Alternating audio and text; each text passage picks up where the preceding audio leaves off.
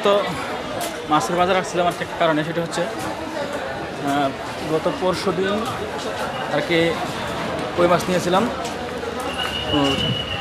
তো নেওয়ার সময় উনি আমাকে বলছিল যে এটা হচ্ছে দেশি কই মাছ।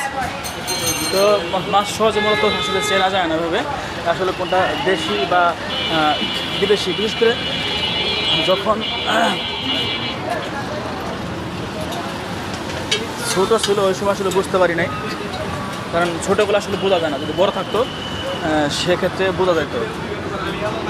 তো যখন এটা আর কি মানে রান্না বান্না করা হয়েছে তখন বুঝতে পারলাম যে আসলে এটা হচ্ছে দেশি না চাষ করাগুলা। সে কারণে গিয়েছিলাম বাজারে আর কি আসলে ওনাকে দেখার জন্য, আর আসলে মূলত সেই বিষয় নিয়ে একটি ভিডিও তৈরি করার জন্য। যেহেতু আজকে গিয়েছিলাম পাইলাম না আর কি, কারণ উনি একটা জিনিস সবচেয়ে বেশি ভুল করছে, সেটা হচ্ছে একটা জিনিস মিথ্যা বলে আরেকজনকে গছিয়ে দেওয়া। সেক্ষেত্রে ওই জিনিসটার যে দাম হবে তার থেকে বেশি দাম নেওয়া। বিশেষ করে সবচেয়ে মূল যে বিষয়টা সেটা